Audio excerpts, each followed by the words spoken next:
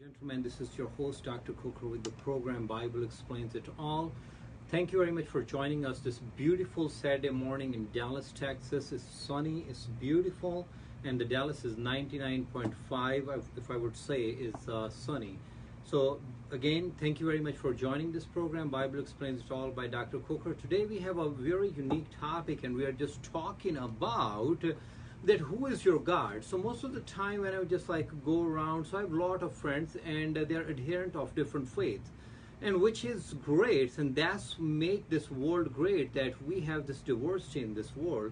But but the thing is this, everyone is just claiming that they believe in one God, and which is good. I mean, I don't see anything, and I'm not here to criticize any faith or religion, and that's not what this program is about. This program is about just like I believe that everyone has a hint of truth, and now today, I'm just gonna bring all this program in front of you, and you have to decide what you think and what you don't think, Now, this morning, again, the topic is, who is your God? Are you pantheist, atheist, or monotheist? And there are a lot of theists, for crying out loud, there are a lot of theists, but, the only reason I'm just probably focusing on these three, because I believe somehow most of them are pointing to this.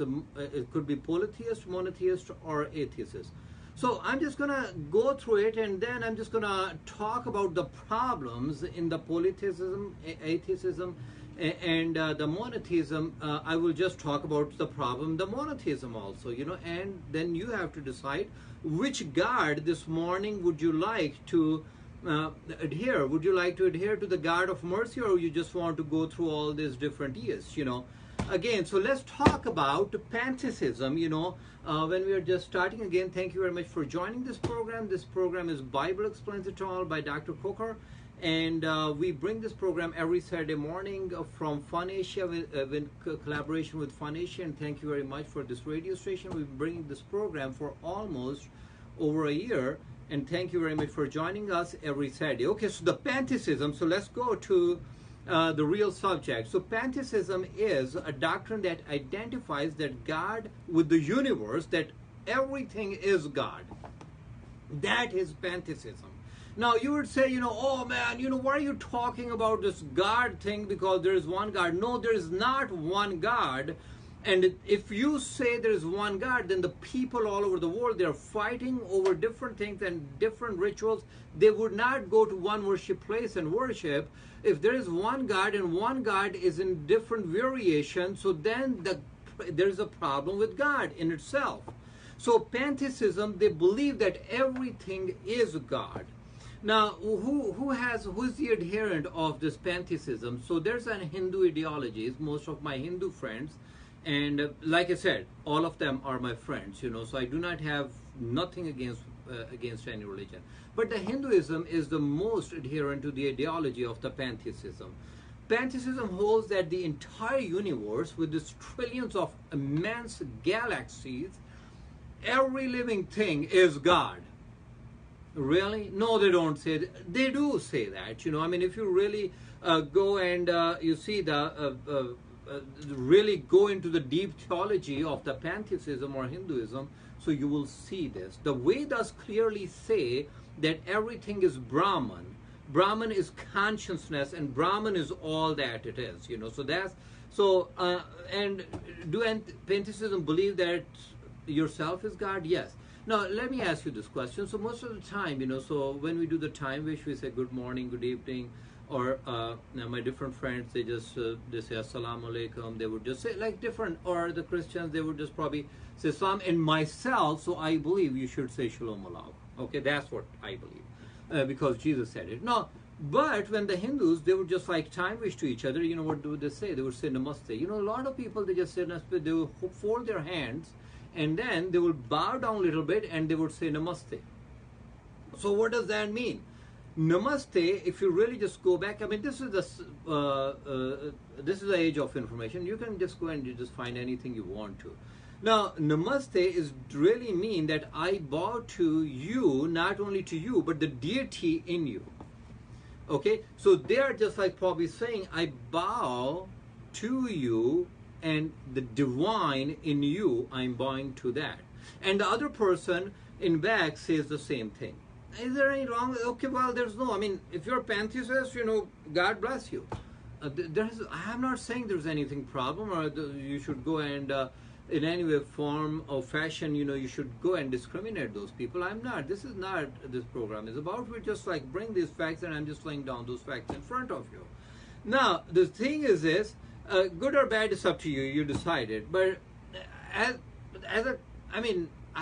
do believe that God is one. So everybody says this. Now, you say, what's wrong with this? If I say, there's a God in you, the problem is this: if you say that every living thing has some form or kind of God in it, then why would you kill germs? For crying out loud, I just mentioned the Vedas on top of the program. Why would you even kill germs? Because germs, inert forms, living forms, they are. So now the problem is this, why would you kill cancer? Okay, so if a surgeon killing a cancer, then surgeon is killing God. And if on the other side, if the cancer is killing a man, then cancer is killing God. So, that in itself is just like belying the whole factor of the God of the universe, that if everything is God, then the system, I do believe it cannot run, it's just like, and also, from the Namaste, if you see Genesis chapter number 3, it's saying, verse 3, the serpent was more crafty than any of the world animals the Lord God had made. He said to the woman, did God really say? The woman said to the serpent, we may eat fruit, and I'm reading from Genesis chapter 3, verse 3, if you want to be with me. And what the Satan is saying when enticing this woman is saying this, you'll certainly not die, the serpent said to the woman, for God knows that when you eat, your eyes will be open and you will be like God. Okay? So the first sin, when the Satan coming and enticing a woman, he's just like saying that by eating the fruit, what you're going to do? You'll be becoming like God. And that's exactly, and now the thing is this: if you believe everything is God and you are God, then there's a problem according to the God of Bible. So there's a problem sitting right there, because that's exactly what Satan was saying to the woman. Now, obviously, that the whole notion that everything is God, and I said this before, and you do not kill anything, in order to survive, you have to kill germs around you, that falls in its own flat face. Now, there's an atheism. Atheism believe that there is no God. Okay? So one is believing everything is God, the other thing is believing there is no God. So what's the problem with the atheism? So if I don't believe there's any God, so what's wrong with that? But the problem is this, I'm just going to, I do have a lot of atheist friends also, believe it or not, And the problem is this: there's no God that they would say we were created. Somehow this Big Bang theory, the Big Bang happened, and out of nowhere we just came into the being. So that's exactly the theory of atheism. And but my question is this to my atheist friend this morning: if you're an atheist and somehow, some place or form, if you're listening to this program, I do have this question to you. How can you prove morality in the man? Okay, first of all, statistically, it's impossible that you can create organization out of chaotic mess. It is impossible. It's the probability is 0.000. So we're not going to go in this, but we're just going to stay because I do have a short time. Now, my question to my atheist friend is this: if everything is God, so how can you create a morality in the man? Whether you like it or not, every person knows the good from the bad, and the morality is just kind of built in ourselves. Now, there's no scientific methodology which can prove the morality which is built in ourselves. You know this? Now, what is the scientific proof? Just like every time you talk with an atheist, it will just go around and just talk about the scientific. The scientific theory cannot prove morality. Even if you're like 4 or 5 year old or even 3-year-old, you know that if you have done something wrong, so you know in your heart, and you know that you're just trying from your mom and dad. So that's what the morality is, and that is built in.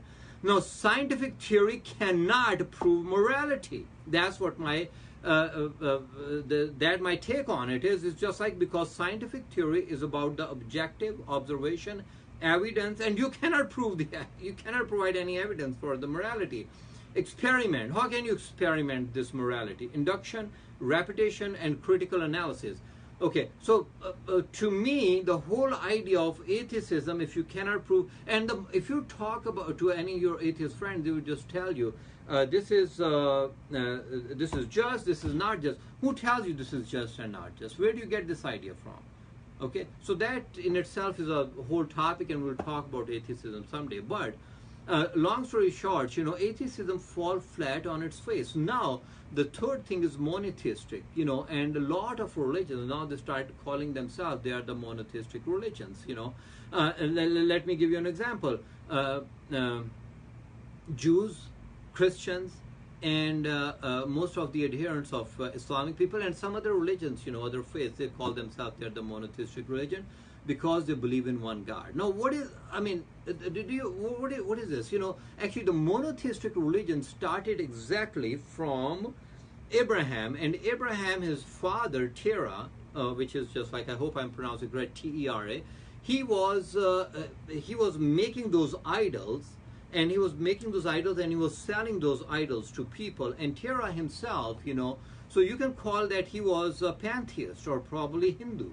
The way the definition is set, that he was Hindu. So now monotheistic religion, so when Abraham came to God, and this God introduced himself, and then this God keep revealing himself to the next generation, this God did say this, that I'm the God of Abraham, Isaac, and Jacob, and I am the only God.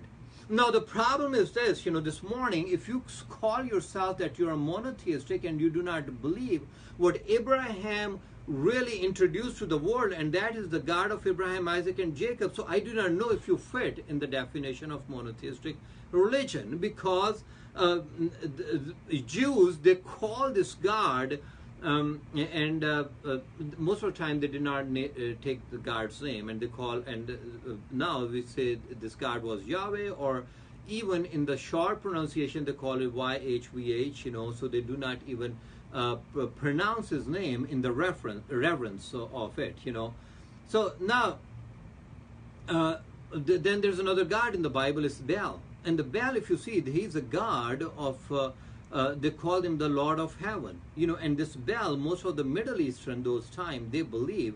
Now, you can call any God that he is the only God, for crying out loud, and you said this is a monotheistic, because I say, my God, and in those times, and the Bible says that the Baal was the only God. And Jezebel, I don't know, Jezebel, she was the prophetess of Baal. And so what do you mean by monotheistic religion? Monotheistic religion mean that if you do not believe in the God of Abraham, Isaac, and Jacob, so then you are adherent of some another God, and you have to really go and find the definition of that God. And that's the simple truth, and that's exactly.